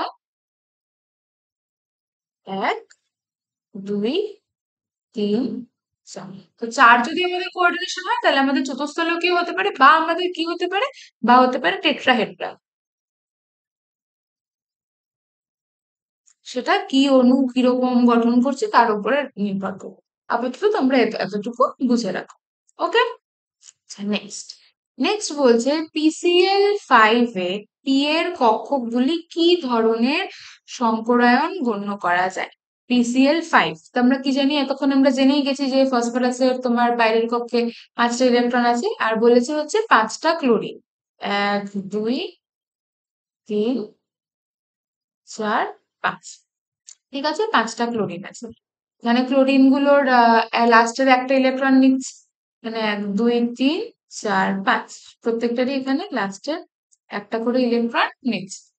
তাহলে এবার বন্ডিংটা তাহলে কিরকম করে হবে, এই একটা, দুটো, তিনটে, চারটে, পাঁচটা হচ্ছে। এবার ক্লোরিনের আমরা কি জানি, ক্লোরিনের হচ্ছে আমাদের কি থাকে, ক্লোরিনের আমাদের ব্র্যাকেট ডি অরবিটাল থাকে, মানে যে ডি উপকক্ষ যেটা থাকে ক্লোরিনের, সেটা কি থাকে, ফাঁকা অবস্থায়। তাহলে যখন আমরা পিসিএল 3, পিসিএল 5 এর গঠনের কথা বলবো, পিসিএল 5 এর গঠনের কথা যখন আমরা বলবো, তাহলে সেখানে কি আমাদের যে ডি কক্ষটা, সেই ডি কক্ষটাও সেখানে অংশগ্রহণ করতে পারবে। তার মানে কি এখান থেকে আমাদের যেটা হচ্ছে, দেখো এস, এক, দুই, তিন, তার মানে আমার sp3 হয়ে যাচ্ছে। আর আমার আরেকটা যে এটার গঠনের জন্য আরেকটা যে অরবিটাল লাগে, সেটা হয় হচ্ছে এস, এস কক্ষটা পি, তিনটে পি, আর একটা কি হচ্ছে ডি হিসেবে এখানে গণ্য হতে পারছে। সেজন্য এটাকে আমরা এখানে অপশন গুলোর ক্ষেত্রে একটুখানি গন্ডগোল হয়ে গেছে এখানে। sp3, জাস্ট মিনিট, এটা D2sp3, এটা ছিল হচ্ছে D2sp3, আর আরেকটা আছে হলো আমাদের, হয়ে গেল sp,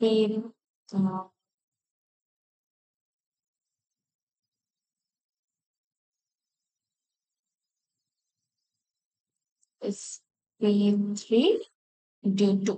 এবার D2sp3 আর sp3D2 দেখে হচ্ছে একটুখানি ডিফারেন্স আছে, কিন্তু ব্যাপারটা এরকম হয় না।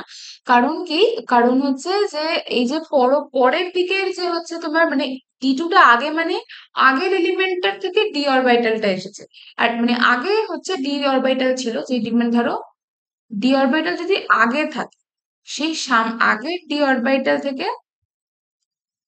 যখন হচ্ছে আমাদের ইলেকট্রনটা মানে সংকরায়ন করতে পারছে, তখন সেটা কি হয়ে যাচ্ছে, DsP3 বা D2sp, যতগুলো ডি অরবিটাল কাজ করতে পারছে।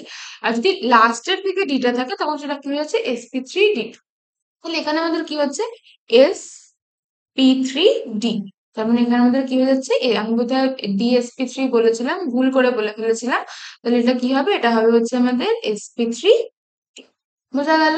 ওকে, নেক্সট। আচ্ছা, বলেছে যে নিচের কোন অণুতে হাইড্রোজেন ব্রিজ বন্ড উপস্থিত আছে? আচ্ছা, hydrogen bridge bond, hydrogen bridge bond মানে কি, যে হাইড্রোজেন যে বন্ডিং, সেই হাইড্রোজেন বন্ডিংটা আমাদের কিরকম করে হতে পারবে? আচ্ছা, হাইড্রোজেন বন্ডিং আমরা কি জানি, যে ধরো যখন আমার কোনো একটা হাইড্রোজেন বন্ডিং কি হয়, ধরো যখন আমার কোনো একটা খুব তড়িৎ ঋণাত্মক এলিমেন্ট, আমি ধরলাম অক্সিজেন, তড়িৎ ঋণাত্মক, তার সাথে যখন আমার কোনো হাইড্রোজেন যুক্ত আছে, এবার এই হাইড্রোজেনটা কি করতে পারবে, এই হাইড্রোজেনটা অপর কোনো একটা অণুর সাথে, অপর কোনো একটা এলিমেন্টের সাথে কি করতে পারবে, বন্ধন গঠন। ঠিক আছে, অপর এলিমেন্টের সাথে বন্ধন গঠন করতে। তো এই যে বন্ধন গঠন করার যে এই প্রবণতাটা, ক্যাপাসিটিটা, এটাকে আমরা কি বলি, এটাকে আমরা বলি হচ্ছে হাইড্রোজেন বন্ডিং। হাইড্রোজেন বন্ডিং কেন বলা হয়, কারণ হাইড্রোজেন এই বন্ধনটা গঠন করছে, এবং সেটাকে আমরা কি বলি, হাইড্রোজেন বন্ডিং। যেমন ধরো যদি ওখানে একটা জলের অণু আমরা নিই, হাইড্রোজেন বন্ডিং দেখাতে পারে। এই যে অক্সিজেনটা, এটা দুদিকে দুটো হাইড্রোজেনের সাথে যুক্ত আছে, এবার অক্সিজেনটা তড়িৎ ঋণাত্মক, তার মানে ও হাইড্রোজেনটা থেকে ইলেকট্রনটা নিজের দিকে টেনে নেবে। এবার এই যে এখানে ধরো আরেকটা জলের অণু আছে, আর তখন এই হাইড্রোজেনটা কি, ও তো ইলেকট্রনটা তো নিয়ে নিয়েছে, তাই না? তো তখন ও কি করবে, ও এই হাইড্রোজেনটা হচ্ছে এই অক্সিজেনটা দ্বারা আকৃষ্ট হবে, ও এই অক্সিজেনটার সাথে হচ্ছে নিজের একটা বন্ড গঠন করবে। সেম এরকম করে কি হয়, এরকম করে এই বন্ড গুলো ফর্ম হতে থাকে। এই ধরনের বন্ড গুলোকে আমরা কি বলি, এই ধরনের বন্ডকে আমরা বলি হচ্ছে হাইড্রোজেন বন্ড। তো জলে, ডাইবোরেনে, অজৈব বেনজিনে, মানে জল আর ডাইবোরেনে কিন্তু হাইড্রোজেন ব্রিজ বন্ডিং খুব ভালো মতো করে হতে পারে। কিন্তু হাইড্রোজেন বন্ডিং গঠনের একটা শর্ত, যেটা যে আমাদের যেই এলিমেন্টের সাথে আমাদের হাইড্রোজেনটা যুক্ত হয়ে আছে, সেই এলিমেন্টটা যত তড়িৎ ঋণাত্মক হবে, হাইড্রোজেন বন্ডিংটা তত ভালো হবে। ঠিক আছে, হাইড্রোজেন বন্ডিংটা তত ভালো। সেই জন্য হচ্ছে তখন আমাদের হাইড্রোজেনের বন্ডিংটার জন্য যদি খুব তড়িৎ ঋণাত্মক কোনো এলিমেন্টের সাথে আমাদের হাইড্রোজেনটা যুক্ত হয়ে থাকে, তখন কি হয়, হাইড্রোজেনের বন্ডিংটা, মানে হাইড্রোজেন বন্ডিংটা আরো বেটার। বাট ডাইবোরেন কি হয়, ডাইবোরেন হয় হচ্ছে আমাদের B2H6। ডাইবোরেন আমাদের কি হয়, B2H6, মানে কি, ধরো একটা বোরন, এর সাথে আমার এখানে তিনটে হাইড্রোজেন যুক্ত আছে, এখানে একটা বোরন, এটার সাথেও তিনটে হাইড্রোজেন যুক্ত আছে। ঠিক আছে, এবার কি হচ্ছে যে আমাদের বোরন যেটা আছে, বোরনটা কি, বোরন আমরা জানি ইলেকট্রন নেগেটিভ। কেন ইলেকট্রন নেগেটিভ? কারণ বোরনের ইলেকট্রন, মানে বোরনে যে আমাদের ইলেকট্রন থাকে, বোরনে আমাদের কটা ইলেকট্রন থাকছে, পাঁচটা ইলেকট্রন থাকছে। পাঁচটা ইলেকট্রন থাকছে মানে কি, এটা হয়ে যাচ্ছে হলো আমাদের 1:2, 2:2, 2p1, 2p1 হয়ে যাচ্ছে। এবার যদি ধরো 1:2, 2:2, 2p1 হয়ে যাচ্ছে। এবার তার মানে কি, আমাদের যে 2p অরবিটালটা, যেটা 2p অরবিটালটাতে কি আছে, একটা ইলেকট্রন আছে। এবার যখন হাইড্রোজেনের সাথে ও হচ্ছে বন্ডিং করছে, হাইড্রোজেনের সাথে যখন ও বন্ডিং করছে, তার মানে কি, ওর ভ্যালেন্সিতে তিনটে ইলেকট্রন আছে, একটা, দুটো, তিনটে। তার মানে সেখানে কটা হয়ে যাচ্ছে, 1, 2, 3, 4, 5। তখন তাহলে ওর কটা ইলেকট্রন হয়ে যাচ্ছে, ছটা ইলেকট্রন হয়েছে, মানে তিনটে, তারপরে দুই 1, 2, 3টে ইলেকট্রন ছিল, তার এটা হচ্ছে ধরো আমাদের 2s, 2p, তাই তো? তাহলে ওর তিনটে ইলেকট্রন ছিল, তার সাথে কি হয়ে যাচ্ছে, এবার হাইড্রোজেনের তিনটে ইলেকট্রনও পেয়ে যাচ্ছে। তার মানে তখন ওর কি হয়ে যাচ্ছে, ওর ইলেকট্রন সংখ্যাটা বাড়ছে। আর বেড়ে গিয়ে কত হচ্ছে, এখানে তোমার হচ্ছে 1, 2, 3, 4, 5, 6, ছটা, মানে 1, 2, 3, 4, 5, 6। তাও দেখো ওর কি হয়ে যাচ্ছে, ওর কিন্তু দুটো ইলেকট্রন, মানে দুটো বন্ড কিন্তু ফাঁকা আছে। তাহলে এইরকম অবস্থায় কি হয়, এরকম অবস্থায় বোরন কিন্তু তোমার BH3 হিসেবে থাকতে পারে। তখন দুটো বোরন একসাথে এসে কি করে, B2H6 গঠন করে। এই বোরন দুটোর মাঝখানে বন্ড হয়।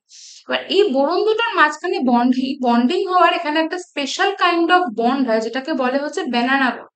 যেটাকে বলে হচ্ছে ব্যানানা বন্ড। তোমাদের অত ডিটেলে এখন যেতে হবে না। যার জন্য কি হয়, যে এদের মধ্যে যে ব্রিজিংটা হয় সেটা খুব ভালো হয়। যার জন্য আমাদের যেই অণুতে আমাদের হাইড্রোজেন ব্রিজ বন্ড উপস্থিত থাকবে, সেটা কোনটা হবে, সেটা হবে হচ্ছে আমাদের ডাইবোন। ঠিক আছে, বানানা বন্ডের কনসেপ্টটা তোমাদের এখন না জানলেও চলবে। তো সেটা আমাদের কিসের ক্ষেত্রে হবে, সেটা হবে হচ্ছে আমাদের ডাইবোরেনের ক্ষেত্রে। বোঝা গেল? আচ্ছা, এরপরে যেটা আমাদের বলছে যে দ্বিমেরু ভ্রামক। দ্বিমেরু ভ্রামক আমাদের, আমরা দ্বিমেরু ভ্রামক বলতে আমরা কি বুঝি? আচ্ছা, যখন আমাদের কোনো একটা এলিমেন্ট ধরো তড়িৎ ধনাত্মক আর তড়িৎ ঋণাত্মক, ধরো ধরো কার্বন লিখছি না, ধরো যদি আমরা বলি যে এটা আমাদের একটা তড়িৎ ঋণাত্মক একটা মৌল, আর এটা একটা তড়িৎ ধনাত্মক একটা মৌল। এবার যখন ধরো আমাদের দুটো মৌল আছে, এবার এই দুটো মৌলের মধ্যে বন্ডিংটা কোন দিক থেকে কোন দিকের মধ্যে, নেক্সট কোয়েশ্চেন। নেক্সট কি বলছে, যে নিম্নলিখিত আয়নন শক্তির ক্রমগুলির কোনটির মান সঠিক? এটা নিশ্চয়ই আমরা এর আগে যখন আহ মৌলের পর্যায়বৃত্তির চ্যাপ্টারটা করছিলাম, তখন এই জিনিসটা আমাদের একবার করা হয়েছিল, যে আমাদের আয়নন শক্তির ক্রমবিভাবের মানটা তোমার কিরকম ভাবে চেঞ্জ হচ্ছে, সেটা আমরা নিশ্চয়ই জানি। এটা কোনটা হবে, এটা হচ্ছে nitrogen is greater than oxygen is less than fluorine, এটা আমরা জানি, এটাই হয়। তোমাদের যদি কোনো কনফিউশন থেকে থাকে তোমরা আগের ভিডিওতে কনসাল্ট করে নিতে পারো। ওকে, নেক্সট বলছে যে কার্বন আর অক্সিজেন অণুর বন্ধন ক্রম কত। আচ্ছা, মানে বন্ধন ক্রম, বন্ধন ক্রম মানে ওদের দুজনের মধ্যে যে বন্ডিংটা হচ্ছে সেই বন্ডিংটা কত হচ্ছে। কার্বন আর অক্সিজেনের মধ্যে তিনটে বন্ডে হয়েছে, তাই না? তো সেই বেসিস থেকে আমরা বলতে পারি এদের বন্ধন ক্রমটা কত, তিন। ক্লিয়ার? নেক্সট, নেক্সট বলছে NH3 যৌগের কেন্দ্রীয় পরমাণুর সংকরায়ন কত হয়। মানে কেন্দ্রীয় পরমাণু মানে নাইট্রোজেন যেটা, সেটার আমাদের সেটা কত হচ্ছে, তোমার হাইব্রিডাইজেশনটা কত হচ্ছে। আচ্ছা, নাইট্রোজেন এখানে তিনটে ফ্লুরিনের সাথে যুক্ত। এটার সংকরায়নটা তোমার কি রকম হয়, ধরো নাইট্রোজেন একটা ফ্লুরিন, দুটো ফ্লুরিন, তিনটে, চারটে ফ্লুরিনের সাথে যুক্ত। ঠিক আছে? এবার নাইট্রোজেনের আমরা জানি কি যে নাইট্রোজেনের সর্ববহিস্থ কক্ষে আমাদের 5টে ইলেকট্রন আছে, তাই না? নাইট্রোজেনের সর্ববহিস্থ কক্ষে আমাদের 5টে ইলেকট্রন আছে। এবার এটার সাথে যখন আমাদের 4টে ফ্লুরিন হচ্ছে তোমার যুক্ত হচ্ছে, তখন আমাদের একটা ইলেকট্রন কি থাকে, একটা ইলেকট্রন কিন্তু থেকে যায়, তাই না? আমাদের ফ্লুরিনের সাথে গঠন করছে কিন্তু একটা ইলেকট্রন থেকে যাচ্ছে। তো সেখানে আমাদের নাইট্রোজেন আর ফ্লুরিনের মধ্যে যে তোমার বন্ড হচ্ছে, এবার এই বন্ড হওয়ার পরে কি হচ্ছে, মানে ধরো তোমার sp3, মানে একটা এস আর তিনটে পি মিলে একসাথে বন্ধন গঠন করছে। সেজন্য এখানে আমাদের যে হাইব্রিডাইজেশনটা যেটা হবে সেটা কি হয়, সেটা হয় হচ্ছে sp3। তোমাদের কনসেপ্ট গুলো মানে ধরো বোঝাতে বোঝাতে যদি তোমরা কোয়েশ্চেন গুলো করো, সেখানে একটা প্রবলেমেটিক জায়গা কিন্তু মানে বলতে গেলে অনেকটাই বলতে হচ্ছে। তো তোমাদের অসুবিধার কোনো ব্যাপার নেই, আজকে যতটা কভার হচ্ছে হোক, নেক্সট যে ভিডিওটা করবো সেটার মধ্যে হচ্ছে বাকিটুকুটা আমি এক্সপ্লেন করে দেবো, রাইট? আচ্ছা, নেক্সট বলছে যে সিইউ অ্যামোনিয়া জটিল মূলকে Cu2+ এর সংকরায়নের অবস্থা কি। আচ্ছা, সিইউ অ্যামোনিয়া জটিল মূলকটা কিরকম হয়, সেটা হয় হচ্ছে মিনিট, CuNH3 12 2+, এই অবস্থায় এটা হচ্ছে তোমাদের থাকে। আর এটাতে তাতে কি হয় যে সিইউ যেটা, সিইউটা তোমার 2+ স্টেটে। আর Cu2+ এ আমরা কি জানি, এটা একটা সন্ধিগত মৌল, এখানে ডি অরবিটাল থেকে যাচ্ছে। সেজন্য Cu2+ এর সংকরায়নটা যেটা হয় সেটা কি হয়, সেটা হয় হচ্ছে DsP2, রাইট? নেক্সট, নেক্সট বলছে জলের অস্বাভাবিক উচ্চ স্ফুটনাঙ্কের কারণ কি। অন্তরাণবিক হাইড্রোজেন বন্ধন, অন্তরার আন্তরাণবিক দুটো প্রকারই, আর আন্তরাণবিক, আন্তরাণবিক মানে দুটো তোমার যে জলের মলিকিউল আছে তাদের মধ্যে হাইড্রোজেন বন্ডিং। তো এটাতে কোনটা বেটার হয়, এটাতে বেটার হয় যেটা, সেটা হচ্ছে আমাদের আন্তরাণবিক হাইড্রোজেন বন্ডিং। আন্তরাণবিক হাইড্রোজেন বন্ডিং মানে জলের অণুগুলোকে মানে হাইড্রোজেন বন্ডিং হওয়ার ফলে কি হয়, তারা আরো কাছাকাছি চলে আসে। যার জন্য কি হয়, যাদের আন্তরাণবিক যে হাইড্রোজেন বন্ডিংটার জন্য জলের যে স্ফুটনাঙ্কটা, সেই স্ফুটনাঙ্কটা বেশি হয়, কারণ এই হাইড্রোজেন যে বন্ডিং গুলো, সেই বন্ডিং গুলোকে ভাঙতে অনেকটা সময় লাগে। সেজন্য এর আন্তরাণবিক হাইড্রোজেনের বন্ধন থাকার জন্য তার স্ফুটনাঙ্কটা কি হয়, অনেক বেড়ে যায়। নেক্সট, নেক্সট বলছে নিচের কোন যৌগটির ক্ষেত্রে sp2 সংকরায়ন দেখা যায়। তো নিচের কোন যৌগটির ক্ষেত্রে sp2 সংকরণ দেখা যায়। কার্বনের ক্ষেত্রে কি হয়, কার্বনের সাথে এরকম করে অক্সিজেনটা যুক্ত থাকে আর দুটো সিগমা বন্ড মানে sp। সালফারের ক্ষেত্রে কি হচ্ছে, সালফারের ক্ষেত্রে ছটা পরমাণু, ছটা ইলেকট্রন হচ্ছে আছে আমরা জানি। আর সেই ছটা ইলেকট্রন আছে 1 2 3 4 5 6, এখানে একটা অক্সিজেন, একটা অক্সিজেন। অক্সিজেনেও আমরা কটা আছে জানি, ছটা, 1 2 3 4 5 6, 1 2 3 4 5 6। তার মানে এদের মধ্যে বন্ডিংটা কিরকম করে হচ্ছে, একটা, দুটো, বা দুটো। তার মানে দুটো বন্ডিং হয়ে যাচ্ছে। তার মানে এটা কিরকম হচ্ছে, S ডাবল বন্ড O কিন্তু এস এর এখানে কি থাকছে, একটা লোন পেয়ার থেকে যাচ্ছে। সেজন্য এটা কি হচ্ছে, এখানে দুটো সিগমা বন্ড আর একটা লোন পেয়ার। লোন পেয়ারটার জন্য কিন্তু আমাদের সংকরায়নের একটা অরবিটাল লাগে। সেজন্য এটাতে কি হচ্ছে, 1 2 3, মানে তিনটের জন্য sp3, না সরি, তিনটের জন্য কি হচ্ছে, একটা এস, দুটো পি, মানে sp2। তাহলে sp2টা আমাদের কিসের জন্য হচ্ছে, এসিডোর জন্য। তাহলে নাইট্রোজেন অব্দি দেখো আমাদের যেতেই হচ্ছে। সিওর বন্ডিং আমরা আগেই দেখেছি, আর N2 এর বন্ডিংটা আমরা একবার দেখে নিই। অক্সিজেনের কি ছটা ইলেকট্রন আছে, রাইট? নাইট্রোজেনের কি আছে 5টা।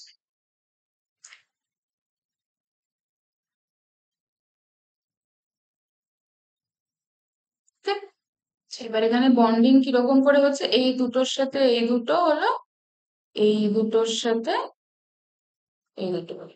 এবার এখানে দেখো, এখানেও কিন্তু অক্সিজেনের আমাদের লোন পেয়ার থাকছে, কিন্তু এখানে প্রবলেমটা কোথায় হয়, যে যেহেতু সালফারের সাইজটা হচ্ছে তোমার বড়, সেজন্য সালফার একসাথে কিন্তু 4টে বন্ড ক্যারি করতে পারে, কিন্তু অক্সিজেন কিন্তু একসাথে 4টে বন্ড ক্যারি করতে পারে না। এখানে আরেকটা কনসেপ্ট আছে যেটাকে বলে হচ্ছে রেজোনেন্স।